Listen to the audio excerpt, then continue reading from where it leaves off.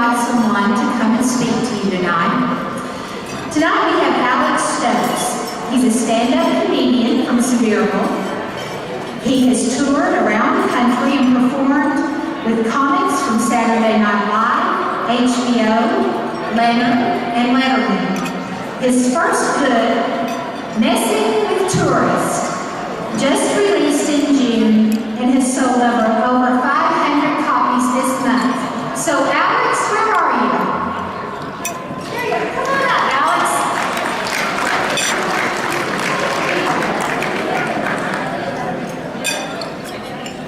You're listening. All right, before I start acting stupid, which is what I get paid to do, I just want to say what a huge honor it is for me to be here tonight and be able to perform for such a wonderful cause. And I want you all to give yourselves a huge round of applause for supporting the Robert F. Thomas Foundation. I'm not used to having a podium here, you know. I was going to drink tonight, but when I saw how the stage was and saw the podium, I said, no, I'm going to wait till afterwards. I am clumsy. No, and I also want to give a huge round of applause to Amy Woods and her staff. They have done an amazing job all year long and tonight, so give her another round of applause. You all are good. Now, when Amy first asked me to come do this, I was really excited, but I knew I was going to have to clear it with my beautiful wife, Jenny, whose birthday happens to be tomorrow. Give her a little round of applause. Yeah, happy birthday. I won't say it now in case I drink too much and forget tomorrow. But yeah, I was really excited. But I knew I had to clear with her because she is also my manager, my agent. She books all of my shows, corporate events, book signings. And I'm glad I did ask her because it turns out I already was booked for tonight. But after a long discussion, we decided this would be much better than doing that bar show in Alcoa. Even though they were going to pay me with $2 Miller Lite drives and free nacho baskets. So here I am. Well, like Debbie said, I grew up here in Sevier County, graduated, sorry, I got headphones up here already. All right, here we go. Graduated in 1991. Judge Stokes is my uncle. And I can always remember, ever since high school, people always pulled me aside and said, hey, is Dwight your dad? And I've always had the same answer. Yes. If it's going to get me out of this meeting ticket, yes, he is. But one thing you learn when you graduate from Sevier County is no matter what you ever do, no matter what your accomplishments, you're never gonna be able to do better than Dolly has, which you shouldn't. I mean, she's an amazing woman and a lot of things. But let me give you an example. In 1991, our basketball team made it to the state tournament for the first time ever in school history. Actually, first time in county history. And yes, I was the one who made the winning shot to get us there, but that's not what this is about. But if you want to know more about it, it's in the Mountain Press Archives. I'll look it up. But anyway, so we go to the state tournament. We get back the next week. They have a pep rally for us. So we're all in the gym. The principal gets up in front of the whole school and says, in honor of the basketball team making it to the state tournament for the first time ever, we are going to be putting up a brand new bronze Dolly statue in the school cafeteria. Okay, he didn't really say that, but that actually really did happen. A week later, that's what happened. But after I graduated Sevier County, I went on to play basketball for Walter State for a short time. Because everybody around here knows, if you go play basketball for Walter State, it's a given that you're going to flunk out at the end of the first semester.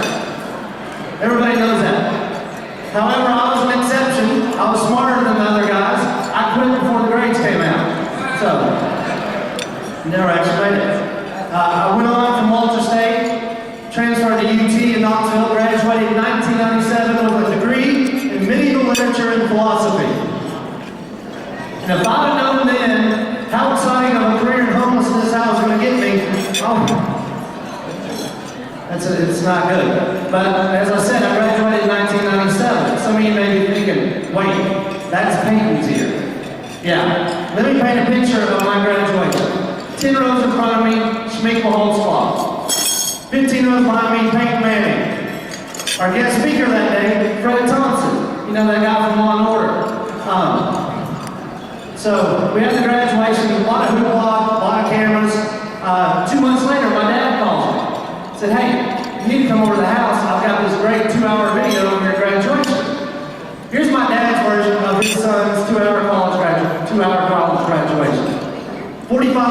Shaniqua, 45 minutes of painting, 10 minutes at the top of my head as it bounced back and forth between the two. Now, I know some of you are doing the math, there's still 20 minutes left. Well, that was reserved for another graduate. That was for the guy that carried Fulmer's headset on the sidelines. Apparently, my dad was fascinated with that guy. So. Speaking of UT football, everybody excited about football? Yeah, I can't wait. I'm not going to talk a lot about it, but I am going to tell the worst joke that I've ever written in my life. I have promised my wife and kids that I'm not going to do this joke up on stage. So I'm going to stand right here, and I'm going to go ahead and do it. And you guys can steal this. It's so bad that it'll make you laugh. I've only done it once in public ever. And here we go. All right, so T. Martin. Got any T. Martin fans in here? All right. T. Martin is walking down the strip on UT campus, and he's wearing his Tennessee football jersey. A fan walks up to him, points right at his chest, and goes, "Hey, you T. Martin?" He goes, "No, man, UT Knoxville." See, honey, they laugh. I told you, it's so stupid they make them laugh. I promise you I wouldn't do that. So, after I graduated from UT, I took all that knowledge from my medieval literature degree and applied that toward a 14-year career as an investment broker and financial advisory at banks. Makes a lot of sense, I know. And people ask me all the time, they're like, "Why don't you ever do any banking jokes on stage?" And I was like, because it's banking. But I knew a lot of my banker friends were going to be here tonight. So I thought I'd tell one story, because I'm sure you've all had a customer like this. I was working at a West Knoxville branch, a big branch right in the middle of town. My office was right in the front door. We had this customer named Willie, who came in every single day with his grandmother. This guy was crazy. Every day there was something completely stupid. But on this particular day, he decided he was going to take his stupidity to another level. Here's what he does. He walks into my office, sits down right across from me, and goes, "Alex, here's what I want you to do. I want you to write a note to the police on this piece of copy paper that says, 'I did not steal that car.'" I was like, "What?" He goes, "Alex, here's what I want you to do." I was like, "No, I got that part. First of all, Willie, I don't know whether or not you stole that car. I'm inclined to say you did, but since you probably don't know what inclined means, I think this doesn't even matter." And he goes, "All right, what else?" I was like, "Second of all, this is a bank." I was like, "Me writing a note on a piece of copy paper to the police that says you didn't steal this car doesn't make it legal." He goes, "All right, I'll be right back." Comes back 10 minutes later, sits down at the desk, and puts a yellow legal pad on the desk. He goes, "Now you can write it, it's legal now." And so, I thought about it. I was like, you know what, I'm a banker. There's not been anything exciting happening here in 9 months. The last thing I can remember is when the tube got stuck coming from the drive-thru to the teller line, and we all spent all day trying to get it out. That was the last thing I can remember. So I said, I'm gonna write this letter for Willie and see what happens. So I look at him and I said, "Willie, do you want me to write it? Do you want me to print it, or do you want me to write it in person?" He goes, "Alex, it don't matter. I can't read anyway." I was like, "Oh, really? Okay. Dear police, I totally stole that car. Signed, Crazy Willie." He takes the paper, goes out, comes back in the next day, and I see him. I was like, "Hey, Willie, come here." I was like, "Did you turn that letter into the police?" He goes, "Yep, sure did. But I showed it to Granny, and she didn't like what you wrote, so she made a change to it." No, I'm fine. I was like, "Well, what'd she change?" He goes, "She crossed out the word totally and said it made me sound like a surfboard." I was like, all right, Willie. And he goes, "All right, well, I gotta go get money out for Granny because I had to go turn myself into the police." And I was like, "Did you steal that car?" And he goes, "No, I technically borrowed it." I was like, "What kind of car was it?" He goes, "It was a police car." And we never saw Willie again. That was the last day I ever saw him at the bank, and I kind of felt bad about writing the letter, but it turned out he was guilty.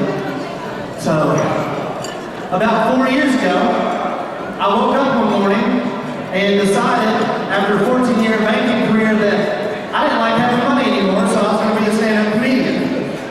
And here I am. But it was tough.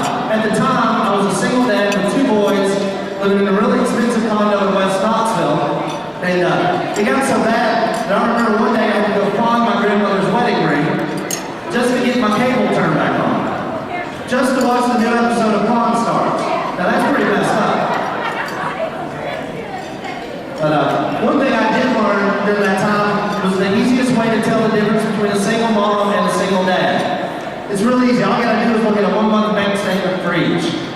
Single mom, 1 month bank statement, 2 trips to Kroger. Single dad, 1 month, 57 trips to Wiles. That's a lot of 2 for $1.29 corn dogs.